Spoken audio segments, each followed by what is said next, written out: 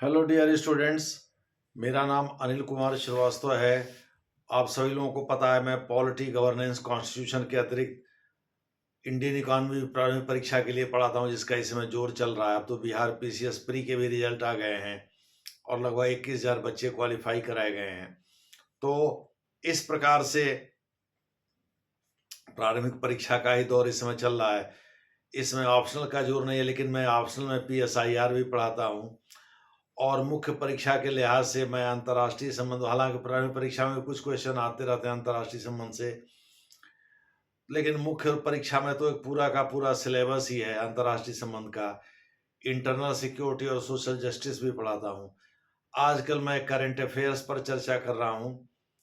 आज का जो टॉपिक है वो तहबूर राणा से संबंधित है, जिसको अमेरिकी सुप्रीम कोर्ट ने भारत को एक्स्ट्राडाइट करने यानी वापस भेजने यानी प्रत्यर्पित करने संबंधी अपने फैसले में भारत का पक्ष लेते हुए, भारत के तर्क का पक्ष लेते हुए साफ कर दिया है कि भाई तहबूर राणा को भारत भेजा जाए।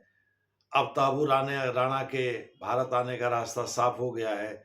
देखते हैं आगे भारत सरकार का रिएक्शन क्या होता है, कैसे मुकदमा चलता है, कैसे उसको 26/11 यानी 26 नवंबर 2008 को जो मुंबई में अटैक लश्कर तैयबा के आतंकवादियों ने किया था, उस मामले में भारत सरकार किस प्रकार से मुकदमा चलाती है और कैसे, या मुंबई सरकार कैसे मुकदमा चलाती है और कैसे उसको दोषी करार दिया जाता है, यह देखने वाली बात होगी। बहरहाल भारत सरकार की एक बहुत बड़ी जीत है। इनका पक्ष रखते हुए वहाँ के सॉलिसिटर जनरल जो एलिजाबेथ प्रिलोटर हैं, उन्होंने बड़े दमदार तरीके से सुप्रीम कोर्ट में अपना पक्ष रखा, जिसके कारण तहबूर राणा को भारत प्रत्यर्पित करने संबंधी फैसला वहाँ की सुप्रीम कोर्ट ने सुनाया। हालांकि क्लाइन ने, जो कि इनके वकील थे तहबूर राणा के, उन्होंने तहबूर राणा को निर्दोष बताया। इसी प्रकार से इनके बड़े भाई जो कि हिल टाइम्स कनाडा के संपादक भी हैं, उन्होंने भी अपने भाई को निर्दोष बताया था। लेकिन जाहिर है कोर्ट में तर्क वितर्क होते ही रहते हैं, लेकिन मेन बात एविडेंसेस पर, डॉक्यूमेंट्स पर आ जाती है और वो सारा एलिजाबेथ प्रिलोटर ने पेश कर दिया सुप्रीम कोर्ट में, जो कि तहबूर राणा के विरुद्ध जा रहे थे और तहबूर राणा इस प्रकार से फंस गया।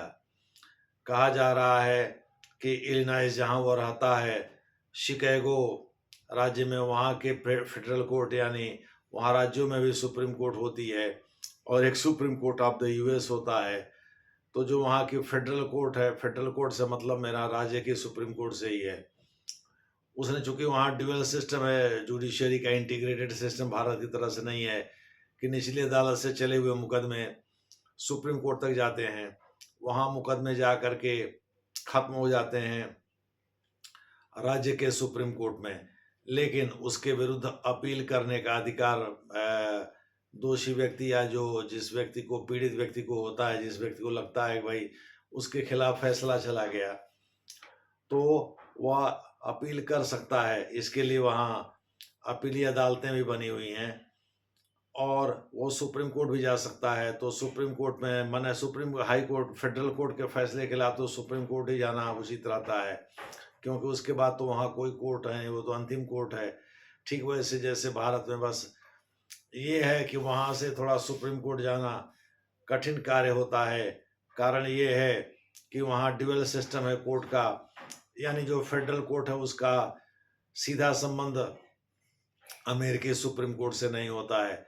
फिर भी अगर अमेरिकी सुप्रीम कोर्ट ने कोई फैसला सुना दिया है, मुख्य रूप से वो दो ही तरह के फैसले सुनाता है, फंडामेंटल राइट के वायलेशन के संबंध में और राज्यों के और केंद्र के झगड़े या राज्यों के बीच झगड़े संबंधी मामले में।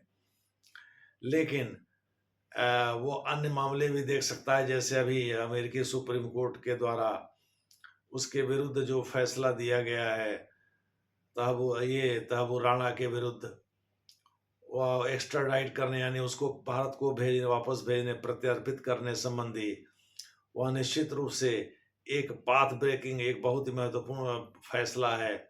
देखना है कि इसका असर पाकिस्तान तथा अन्य जगहों पर क्या होता है। तहबूर राणा के बारे में संक्षेप में हम बता दें, वह पाकिस्तानी आर्मी में डॉक्टर था, फिजिशियन था, उसकी पत्नी भी डॉक्टर है। 1997 तक वहाँ काम किया। 2001 फिर उसके बाद कनाडा चला गया। 2001 में उसको कनाडा की नागरिकता भी मिल गई और उसके बाद से वह कनाडा और अमेरिका मिलाकर रहने लगा। आपको पता है जैसे भारत और नेपाल के बीच कोई वीज़ा या यानी फ्री बॉर्डर है, किसी वीज़ा या पासपोर्ट की ज़रूरत नहीं पड़ती है, वही स्थिति कनाडा और अमेरिका की भी है। वहाँ वो अमेरिका से कनाडा जाने के लिए किसी वीज़ा या किसी पासपोर्ट की ज़रूरत नहीं पड़ती है। तो तहबू राणा रहता था अमेरिका में, बिजनेस करता था कनाडा में, यानी प्रैक्टिस करता था वहाँ भी, यहाँ अमेरिका में भी करता था, इलिनॉइस राज्य में, शिकागो में, जहाँ के फेडरल कोर्ट ने उसे आरोप मुक्त कर दिया था। हालांकि अब तो उसके खिलाफ आरोप सिद्ध हो गए हैं और अब तो उसे भारत लाना बस बाकी है, चूंकि अमेरिकी सुप्रीम कोर्ट ने कह दिया है, वहाँ कोर्ट की बहुत ज़बरदस्त प्रणाली है, वहाँ प्रेसिडेंट भी इस मामले में कोई दखल नहीं दे सकता। और डोनाल्ड ट्रंप के आने के एक दिन बाद ही वहाँ के सुप्रीम कोर्ट ने इसे डिनाई कर दिया था। इसके ऊपर जो चार्ज लगा उसके पक्ष में फैसला दिया था, यानी एलिजाबेथ प्रिलोटर जो कि भारत सरकार की तरफ से मुकदमा लड़ रही थी, वहाँ की सॉलिसिटर जनरल हैं, उन्होंने सुप्रीम कोर्ट में वो सारे डॉक्यूमेंट्स रखे, सारे एविडेंसेस रखे जो कि इसको इम्प्लीकेट करने, इसको दोषी करार देने के लिए पर्याप्त थे। तो इस प्रकार से अब तहबू राणा को भारत बस लाना ही है। हालांकि इसमें कुछ राजनीति भी देश के भीतर आप जानते हैं बहुत गंदी राजनीति होती है। तहबू राणा आ रहा है, इसकी खुशी कम है लोगों को। अब उसमें बिना मतलब का इस पर पलीता लगाने के लिए कह रहे हैं भाई नीरव मोदी कब आएगा, मेहुल चौकसी कब आएगा, विजय माल्या कब आएगा। अरे वो भी धीरे धीरे आएंगे, उनका भी तो ऑलमोस्ट खत्म ही हो गया है। दूसरे शब्दों में एक्स्ट्रेडिशन संबंधी जो मामला है अब तो वो सरकार के हाथ में, कोर्ट से तो खत्म ही हो गया है। कोर्ट ने तो भारत को वापस करने संबंधी फैसला सुना ही दिया है। अब वहाँ के गृह, जैसे ब्रिटेन के गृह मंत्रालय के ऊपर है कि वो कैसे फैसला देती है, इसके बाद ही तय हो पाएगा कि भाई आगे क्या होगा। खैर वो भी धीरे धीरे आएंगे ही भारत, देखना होगा कि किस समय लाए जाते हैं। जब भी लाए जाएंगे तो मोदी सरकार की तो जय जय होगी।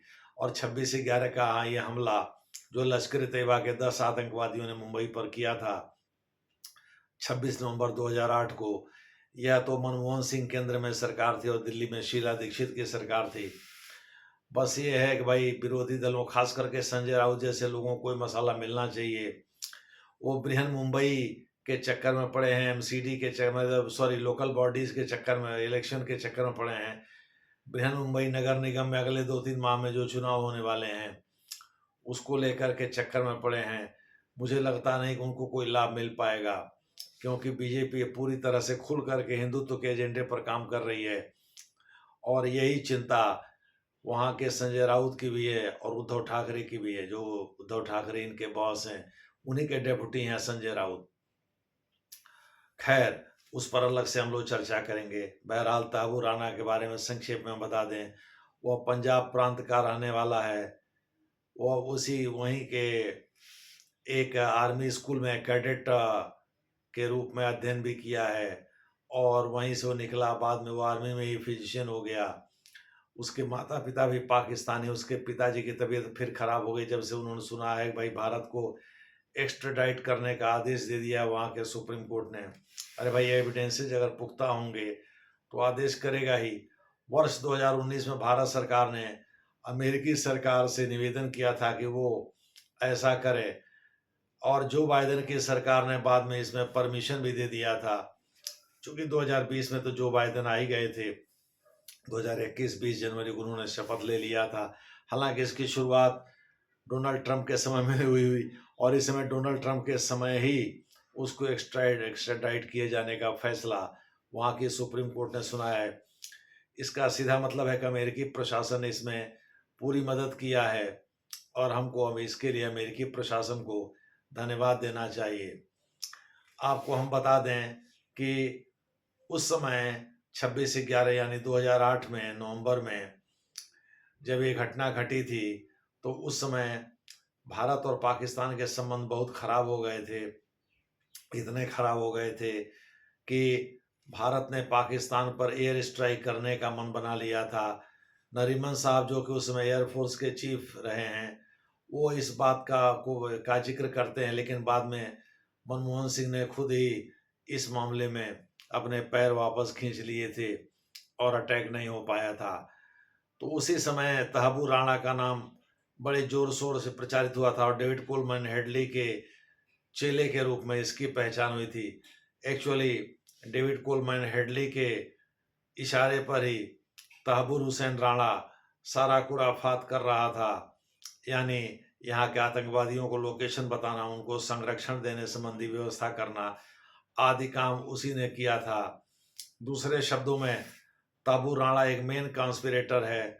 डेविड हेडली के साथ मिलकर के उसने जबरदस्त तरीके से भारत के विरुद्ध एक षड्यंत्र किया था और लश्कर तैयबा को ये मौका दिया था कि वो समुद्र के रास्ते बोट से उतर करके अपने आतंकवादियों को भेजे, और आतंकवादी मुंबई में कोहराम मचाएं।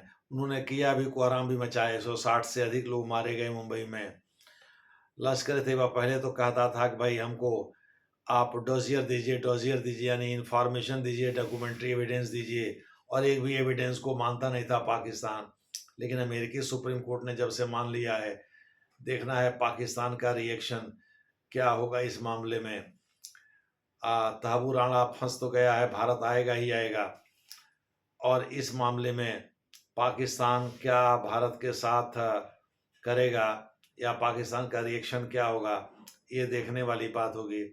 वैसे भारत सरकार की एक बहुत बड़ी जीत कही जाएगी अमेरिका में, जो कि उसने तहबू राणा को एक्स्ट्राडाइट कराने में कामयाबी हासिल कर लिया है। यह वीडियो दरअसल उसी करंट अफेयर्स पर है जो आज से लगभग 17 साल पहले घटित हुआ था मुंबई में, या 16 साल पहले घटित हुआ था मुंबई में, जब 26/11 की घटना हुई थी। बहरहाल हम लोग आगे इस पर और भी बात करेंगे। देखते हैं आगे टर्न ऑफ इवेंट्स कैसे होता है। धन्यवाद।